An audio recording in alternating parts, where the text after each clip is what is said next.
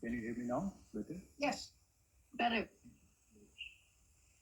Today we are reading from Srimad Bhagwatam, first canto, chapter 14, text number 42. Kachitvam nagamo gamyam vasata kritam striyam parajito vatra bhavana nuttamairnashamay pati. Kachitvam nagamo gamyam vasata kritam striyam parajito vatra bhavana nuttamairnashamay pati. Kachitvam nagamo gamyam vasata kritam striyam parajito vata bhavana nuttamairnashamay pati. Online on Zoom. Kachitvam nagamo gamyam vasat kritam striyam parajito yata bhavanathamurnashimapati. Kachitvam nagamo gamyam vasakritam striyam parajito vata bhavan notamir nashamai pati. Kachitvam nagamo gamyam vasakritam striyam parajito vata bhavan notamir nashamai pati. Kachitvam nagamo gamyam vasakritam striyam parajito vata bhavan notamerna samai pati.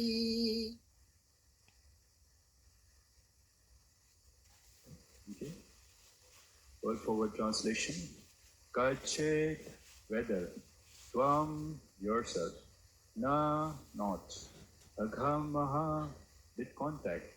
Agamyam, impeachable. Gamyam, acceptable. Va, either. Asatkritam, improperly treated. Striyam, a woman. Parajitaha, defeated by. Va, either. Ataha, after all. Bhavan, your good self. Na, nor.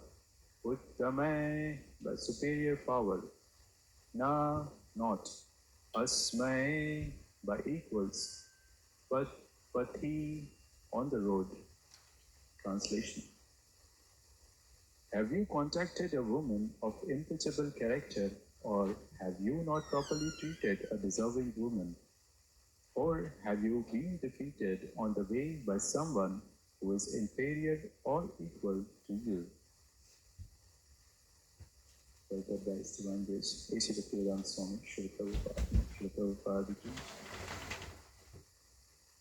appears from this verse that during the time of Pandavas, free contact between man and women was allowed in certain conditions only.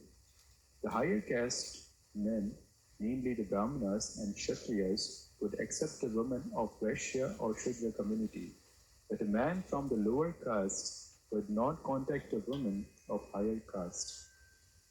Even a Kshatriya could not contact a woman of Brahmana caste. The wife of a Brahmana is considered one of the 7 brothers, namely one's own mother, the wife of the spiritual master or teacher, the wife of Brahmana, the wife of a king, the cow, the nurse, and the earth. Such contact between man and woman was known as Uttama and Adhama.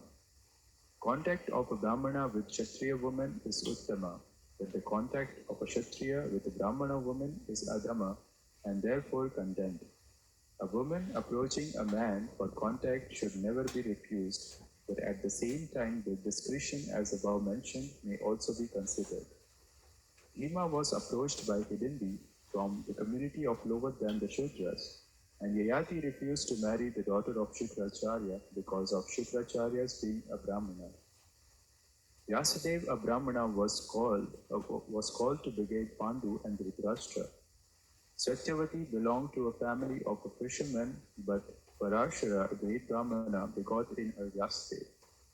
So there are so many examples of contacts with women, but in all cases, the contacts were not abominable, nor were the result of such a contacts bad.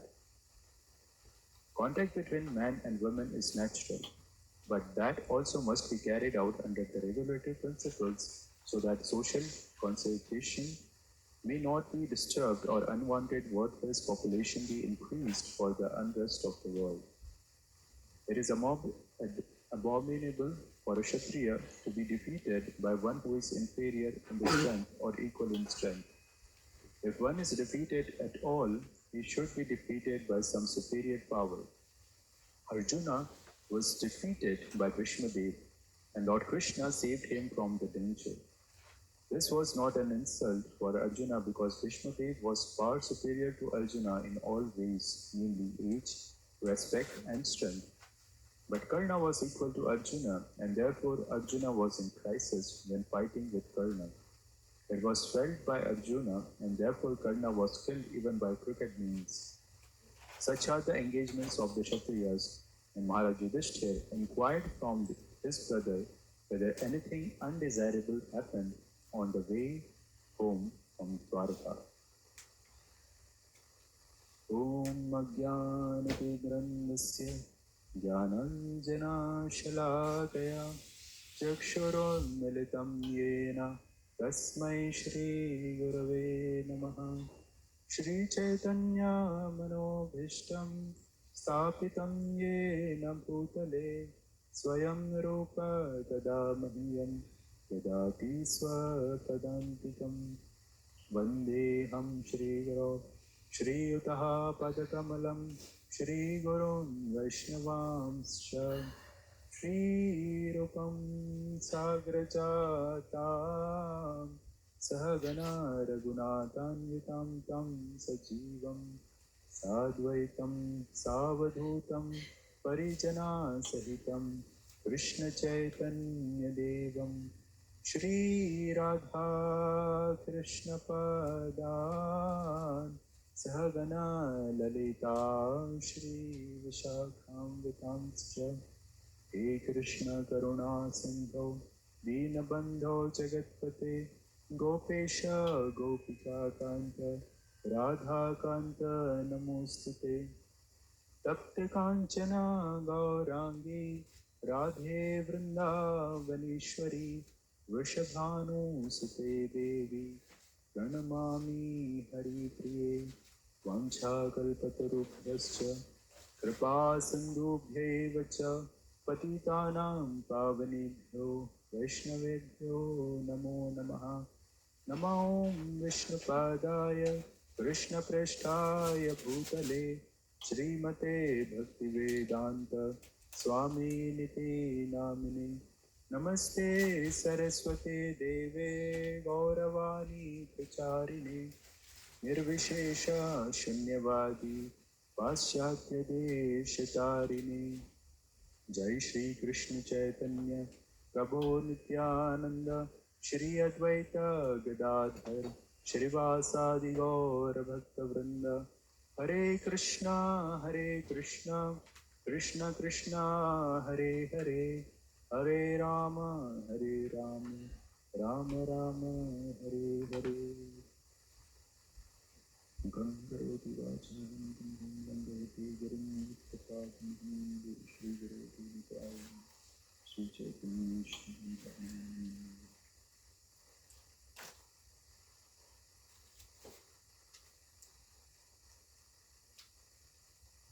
Hare Krishna. So I welcome you all, the wonderful devotees, to today's morning Srimad Bhagwatam class. It's very auspicious that we all come together in the morning and discuss about this topics related to Krishna and reading from Srimad Bhagwatam, which is written by Vyasadeva himself, and reading the purport of Srila Prabhupada, which gives the enlightenment or reflections. A every day there is a new reflection by the various devotees who are presenting with their enlightenment and realization. So it's very wonderful that we have this opportunity to hear from all these wonderful devotees. And it's the audience and their eagerness to hear about Srimad Bhagwatam and topics related to Krishna, which actually reveals various pastimes which are there in Srimad Bhagwatam through the speaker. So it's basically, speaker is just an instrument, and it's actually the eagerness of the listeners who gives inspiration to Paramatma, to the speaker, to speak the topics which are related and which they actually need right now in their life to hear, so that they can get some nourishment of listening from Srimad Bhagavatam. So I'm very grateful to all the devotees who are present here and online, and I seek your blessings so that I can speak something. Today is also a very auspicious day of Parmeshwar Purushottam Das Thakur, who is one of the associates of Nityananda Prabhu. And I seek his blessings and blessings of Srila Prabhupada and all the Vaishnava Acharyas, so that we can understand what is exactly spoken here in this verse and in the purport by Srila Prabhupada. So, I'm just repeating the translation again. Have you contacted a woman of impeccable character, or have you not properly treated a deserving woman? Or have you been defeated on the way by someone who is inferior or equal to you? So out of many questions, this is one of the questions which Yudhishthira Maharaj is asking to Arjuna. And of course, in the previous few verses, is also addressing some of the questions. But the main theme of most of this question is something which is related to the dharma of a Kshatriya. Whether it's like giving a protection to somebody who is weaker, or somebody who needs protection, or somebody who is supposed to get it, or something related to giving donation to a deserving person. And here in this particular verse, he's asking about one of the duties of Kshatriyas to actually defend. And at the same time, if somebody approaches, especially a deserving woman approaches a king or a royal person, basically of a kingly order or a Kshatriya, then if the Kshatriya also decides to have contact with that particular woman, normally he should not refuse, but at the same time he should also consider the regulations which Prabhupada explains here in the purport of Uttama and Adhama. So where a woman's dignity should also be protected, and so it's not like a sense gratificationary act of a Kshatriya that he should just contact indiscriminately with all the women or anyone who approaches her. He also have to show some discretion. At the same time, women also who request at that time, and Prabhupada is stating in the purport that it was natural. Of course, the attraction between man and contact between man and women are natural. But at the same time, it has to have some discretion, and it should be regulated, and it's not done just for the sense of, for the sake of sense gratification. And then Prabhupada gave a lot of examples. Like one of the example is Bhima and Hidingar. Like she was almost coming from a Rakshasa family, and when she approached Bhima, he actually accepted, and their son was actually the Ghatotkacha, who fought in battlefield of Kurukshetra as well. Similarly, even with Dhritarashtra himself and Pandu, they were also like the sons of Vyasadeva. He was also called, and he begetted Pandu and Dhritarashtra himself. Even Vidura was one of the child who was born out of this kind of contact. And then Satyavati, Vyasadeva himself, who is the author of this particular Srimad Bhagwatam book, he himself was also born from Satyavati, who belonged to a family of fishermen. And Parashar Muni, when they approached, so when they contacted, Vyasudeva was born.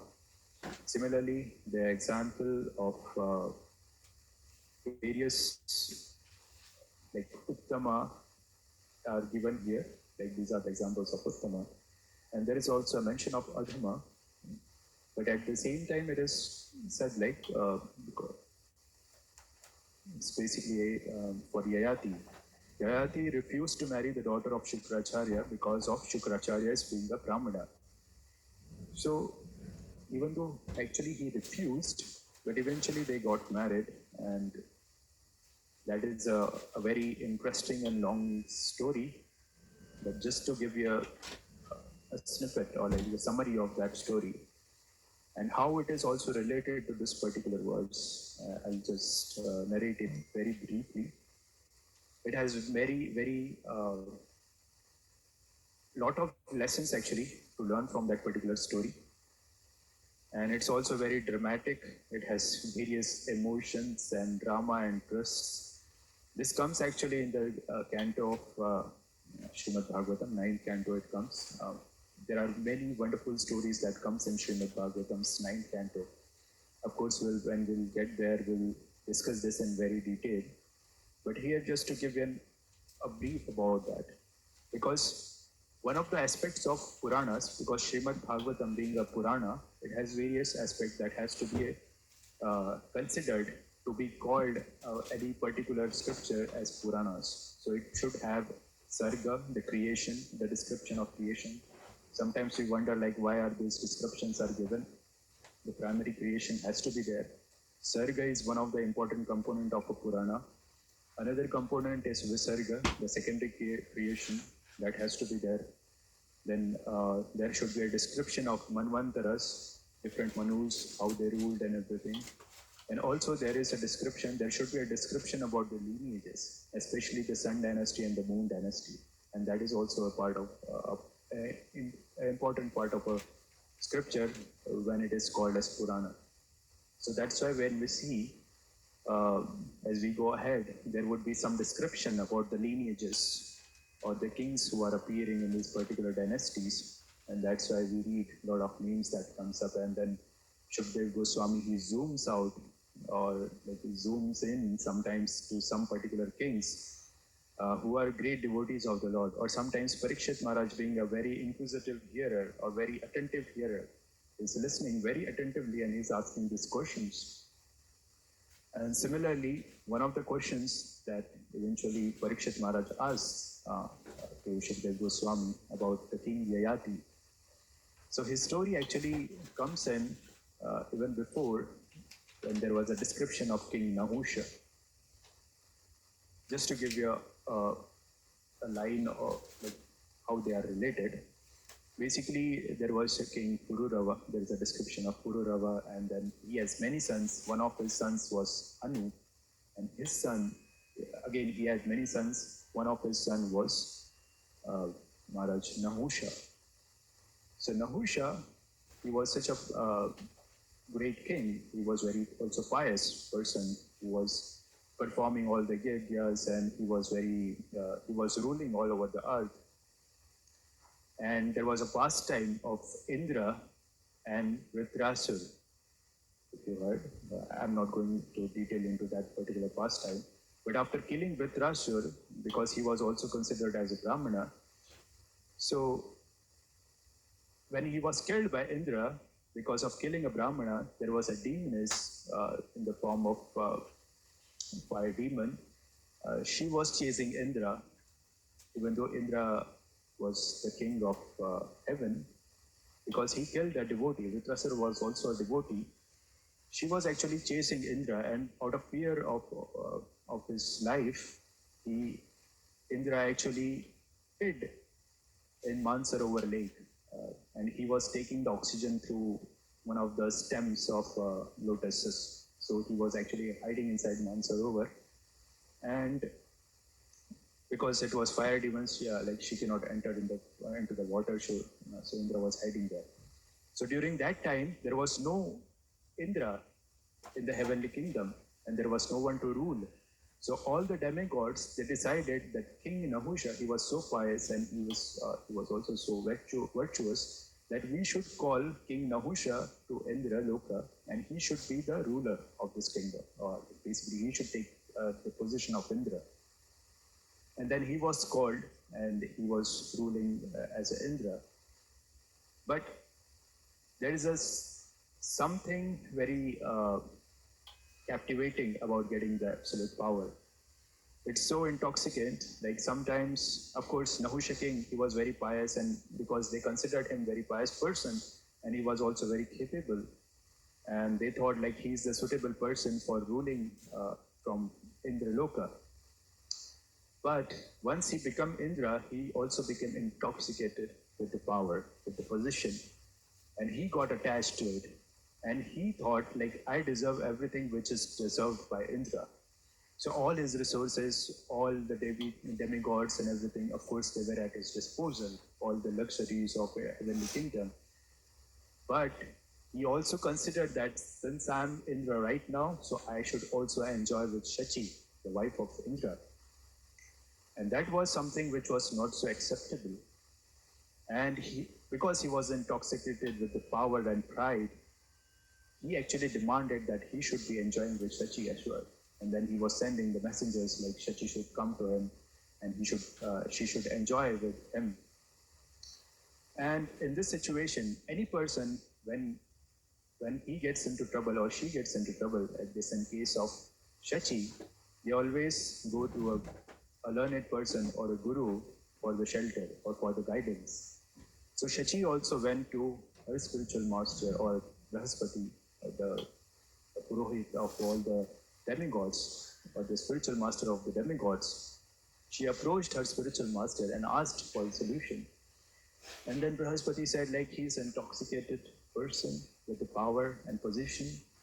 But at the same time, I know like he's a very pious person who was performing his duties very nicely and he knows the dharma. So what you should do is, you can send the messenger and said like, okay, you can come and enjoy with us, but only in one condition, that you should be carried by all the sages, who are learned sages, like some of the Saptarishis who are present there, and they should carry you on a palanquin and they should carry you to me and then we can enjoy. So Brihaspati was under the impression that when this message should go to Nahusha, he would definitely not do this act, because how would someone ask his spiritual, or like somebody who's equivalent to his spiritual master or at that stature to carry themselves on a palanquin and just for the sake of sense gratification. So definitely he will just not agree to that particular request.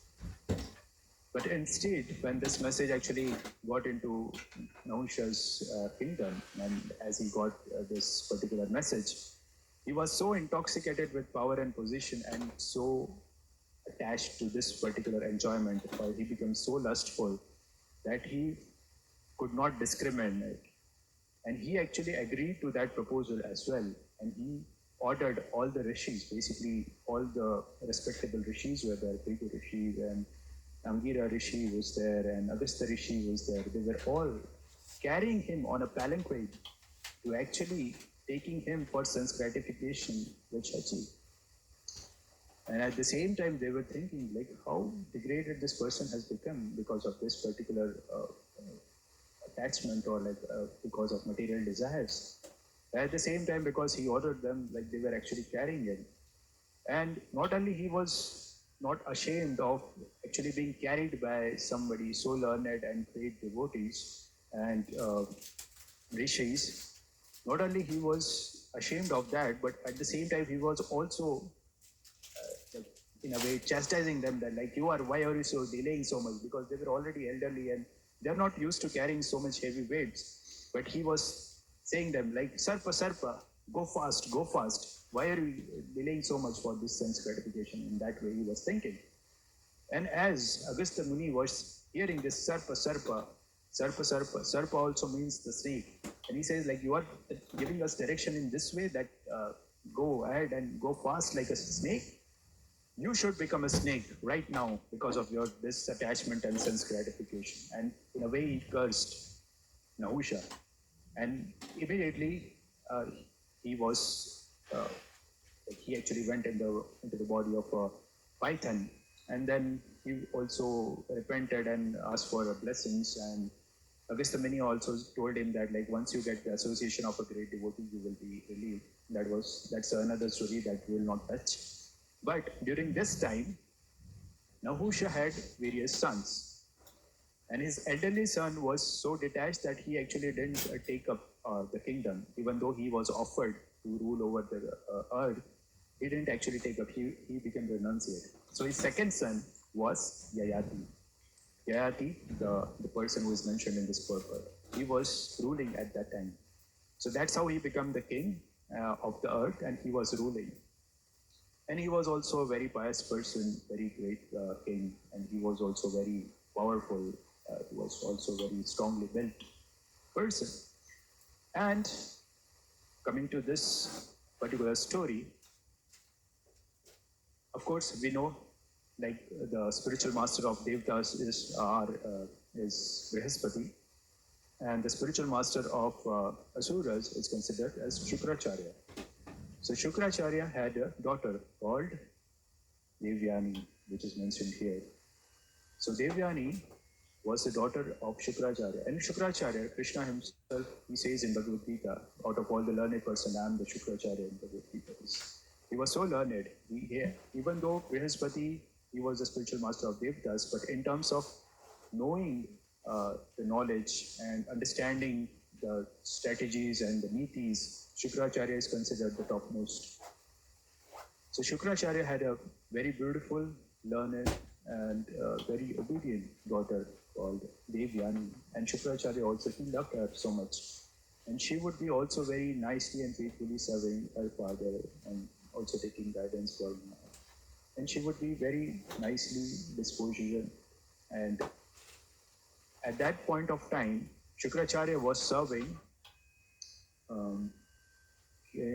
There was one king whose daughter was Sharmishta. So Sharmishta was friends with Devyani, and they would all like Sharmishta was also very beautiful, and she also had all the good qualities, and they were friends for a long time, and they would go to various places together as well.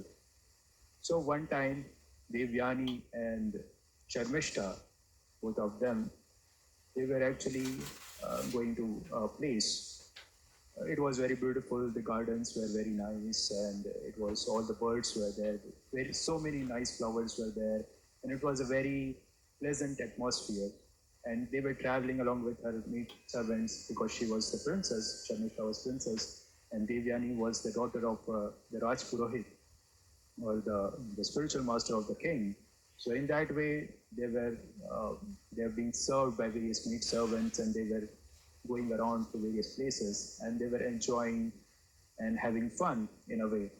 And then they become a little exhausted, and they also saw a very nice clear water lake was there nearby, and it was a very pleasant atmosphere. And it was because it was a royal kind of garden, or it was not exactly garden, but it's a part of one of the forests, and it was very secluded place. No one was around, and they didn't actually plan to go and take bath, but because of seeing this particular nice lake, they thought, okay, let us just take some bath, and we have already exhausted. Let's get ourselves a little refreshed. So then, because they didn't actually plan, so they had only one set of clothes. So they put their clothes on the banks, and they all went inside, and they were just splashing each other and having a nice time. Basically, the friends having a good time in the lake. And at that particular time, one of the maid servants of, I think, Sharmishta Sharmishta and Devyani, they actually saw from a distance, there was a bull, Nandi bull, which is the carrier of Lord Shiva along with Parvati. So they saw that Lord Shiva and Parvati are actually approaching towards the lake. And as we heard, like out of respect, even in the case of Nal Kuber and Mariguru, we say like they were taking bath naked, and they were eventually cursed by Narad Muni. So it's a sign of disrespect if you're like showing yourself naked to a respectable person. So out of course, because they saw Lord Shiva and Parvati coming towards their direction, so immediately uh, out of respect or just to in that rush, they hastily came out of the lake and just to cover themselves. They were like they took their clothes and they just put on like whatever they got in front of them. They just covered themselves and offered obeisances. And then Lord Shiva and Parvati just went ahead. So they didn't bother. They just reciprocated with them and then they went ahead. But after this, Devyani, she noticed that in this hurry or like in this rush, Sharmishta has actually taken her sari or her cloth on her body, and instead of taking her own sari, like basically she took Devyani's sari, and Devyani took some other sari. So in a sarcastic way, Devyani actually passed a comment on Sharmishta, and she said many bad words to her. One of the shlokas that mentions that what were those bad words? Like she said, we are the Brahmanas, like I am the daughter of a Brahmana, the Raj Purohit, the great Shukracharya, and you are the daughter of a king who was a Kshatriya, who is like a lower in the caste compared to the Brahmana, and you are his daughter. And how dare you, just like sometimes a she-dog, basically she called her a bitch in a way, a she-dog comes and takes the ghee of a yagya, or like sometimes she just licks at the ghee of a yagya. Similarly, you, who is a degraded lady, you have taken cloth of a respectable lady like me, who is a daughter of a Brahmana.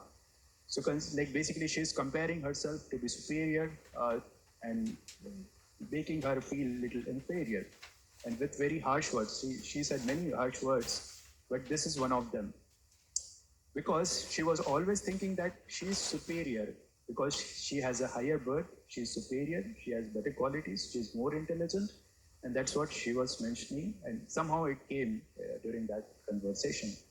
If you just consider the instance, she didn't do it intentionally, it is because of this rush, and she thought it's her cloth or it's her sari, so she just took that and covered herself, because it was just for few seconds or few minutes, like they had to wear that. So it was not intentional from Sharmishta. But when she started rebuking Sharmishta in this way, Sharmishta also was Kshatriya lady. So she became very angry. And she said, what are you talking about the Brahmanas being superior? The Brahmanas are only taken care by the Kshatriyas. Kshatriyas are the one who protects them, who gives them the charity, and who keeps them in our kingdom. So your father is not like a very great person. They are only doing it only for the sake of money. And you are like a bhikshuk, or you basically calling her as the daughter of a beggar. So she also started chastising. So if you see, according to their nature, because she was Brahmana girl, she was retaliating, or like she's saying very harsh words. And Sharmishta being a Kshatriya lady, she's also getting very angry, because for a Kshatriya, disrespect is as good as death. So she is also becoming very angry and very agitated, and that's the nature of Kshatriya. They have to be a little angry as well. But she forgot that because she is Kshatriya lady, she also has a power, because she is also powerful, and she is the princess. And between this fight and this misunderstanding, Sharmishta actually ordered all her maid servants to put Devyani naked in a well which was nearby. And she took her sari as well, and all the sari which she was wearing, and she put that Devyani in the well, which was a semi-dried well. It was not completely filled with water. At the same time, it was not completely dry. And she was lying there, and they all just went. And they had this understanding between themselves that nobody would go and tell this to anyone in the kingdom. And then they left. It so happened that during the same time, King Yayati was hunting in those areas. And he felt a little thirsty, and then he saw this particular well. And then when he approached this well and saw inside, he saw Devyani, and he heard some voice. Like Devyani is there, lying there naked. And then king, because he was also very strongly built and he was very handsome, he put his upper cloth or the uttari basically, and he put inside. And out of compassion, he tried to help her. And just like we draw water from the well, he brought Devyani out of the well. And then he gave his uttari and covered her properly. And he said like, "Oh, who are you?" And then he asked for her introduction. And then she said like, "I'm the daughter of Shukracharya, the great Shukracharya." And as soon as Yati heard that like she's the daughter of Shukracharya, he started bowing down or asking what exactly happened, and then she narrated the whole thing. But for Devyani, because she was very much impressed by Yayati, of course he was very powerful and he was very handsome. At the same time, he protected her in this precarious situation, or like she was about to just die if he would have not come. So she referred to him with like two particular terms. Like he said, basically, he said, because you are the daughter of Shukracharya, great Shukracharya, you are a respectable person. But she was thinking, because she was already attracted and she's already impressed by him, what she said is like, just like a person or like a spiritual master takes out a disciple from the dark well, you have protected me in that way. And that is also one of the responsibility of a father and the responsibility of a husband to actually guide their family towards spirituality. So you have performed that kind of a act. At the same time, there is a ritual during the marriage called Panigrahan. Panigrahan, that is one of the rituals where the water is offered, and in that way there is certain rituals which is performed. That is called Panigrahan. So just like we take out pani or like water from the well, you have taken out me. It's like a Panigrahan. So like basically you have taken out me. So it is argued as like you are taking care of your wife, or like you are accepting a wife. And then another term she referred to him as Prananath. So also ladies, they would call their husband as Prananath, or like somebody who's very dear to their lives. And why she called him Prananath? Because he saved her prana. He saved her life. So she also referred him as Prananath. So basically, she's hinting him like she's interested in getting married to him. But at the same time, Yayati was thinking of this particular, which Prabhupada is mentioning here. It is Adhama, because she's a daughter of a Brahmana, and I'm a Kshatriya. How can I get married to her? It's not a proper match. And he was not so much interested in getting married, but at the same time, he knows that she's the daughter of Shukracharya, the great rishis. If he becomes disappointed, like if she becomes disappointed, it will be very difficult for him to get out of those situations. So he didn't want to disrespect her decision. At the same time, he was not so willing as well. But in a way, because she was also very beautiful and very learned, he also got a little attracted to her. But he said, like, I will only get married to you only when you get the permission of your father, and when we will have a proper marriage celebration, and then only I will get married to you. So that was the situation. Even though Yayati was very powerful, and this girl, who is actually the one which is coming in this verse, who is a Kshatriya, and this deserving woman is actually coming to her for a contact, and she's actually willing, and she's also not properly dressed. But at the same time, Yayati in this particular situation is called Veera, because he's not getting agitated, or not. He didn't help her because of lustful desires, but out of compassion. And it was his duty as a Kshatriya to actually protect the citizens, and that's how he did that. So that was the whole situation.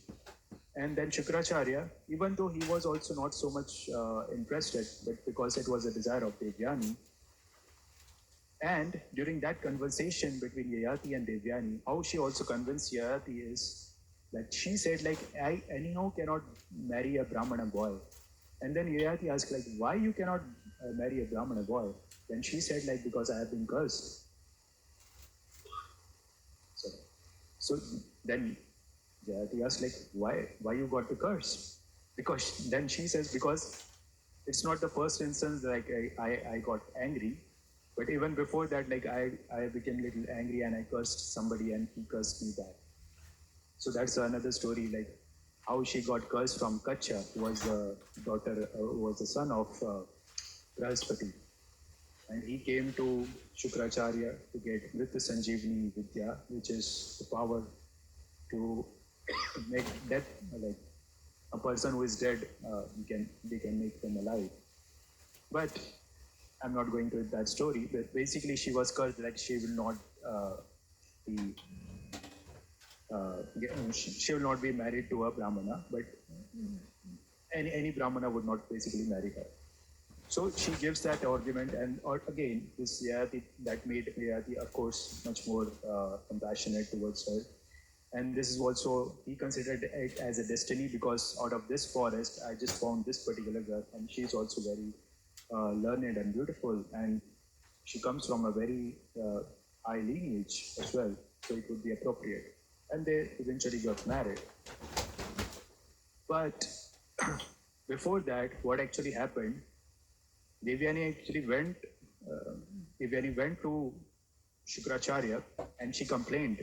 She told Shukracharya about what exactly happened and how she was disrespected and she was put into the well without any clothes and everything. But she didn't tell exactly what happened. She just told her part of the story and she didn't tell Shukracharya what exactly she also did. So it was a small misunderstanding which led to higher consequences later on.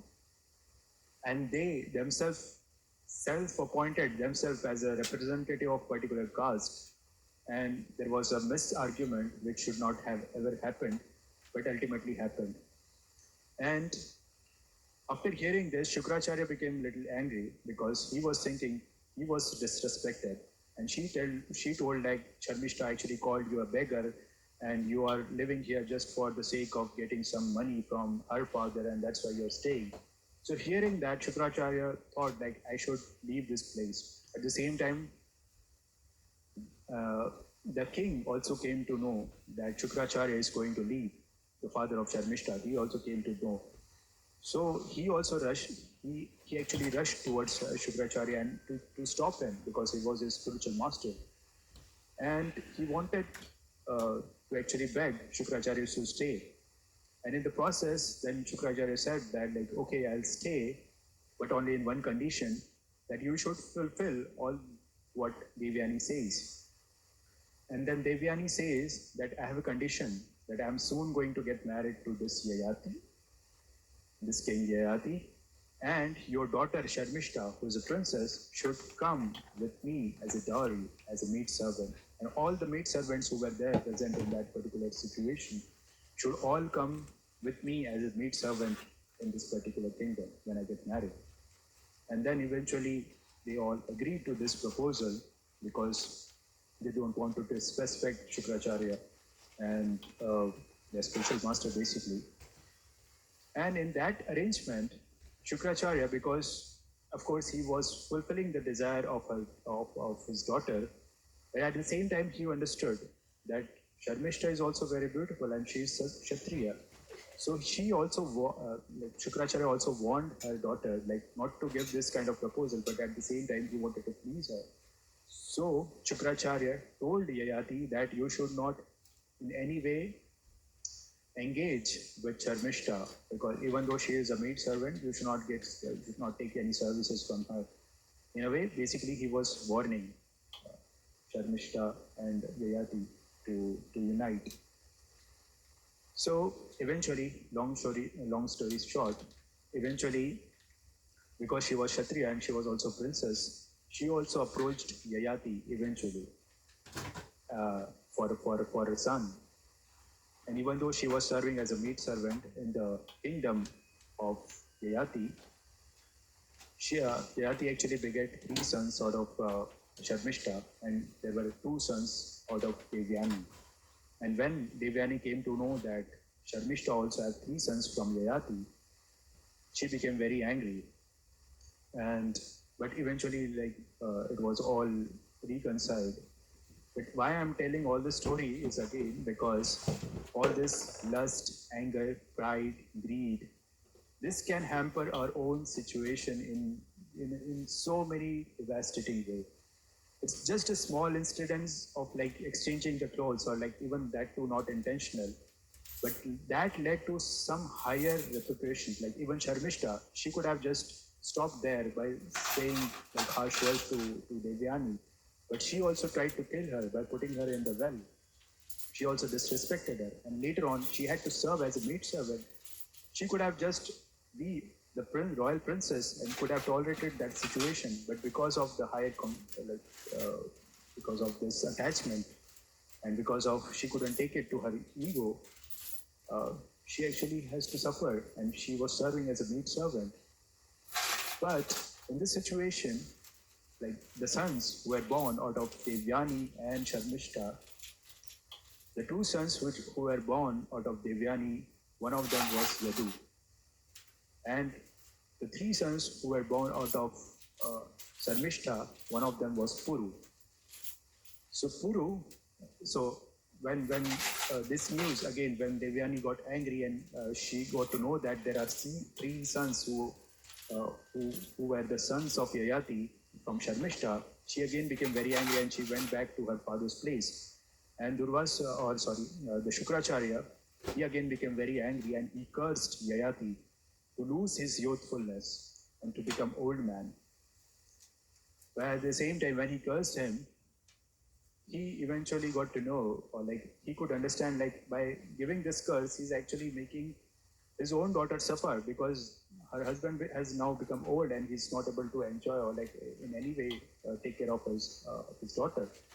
So then out of like Yayati was also pleading. So Yayati said like, can you please make some arrangements so that like, because I have not yet fulfilled all my duties.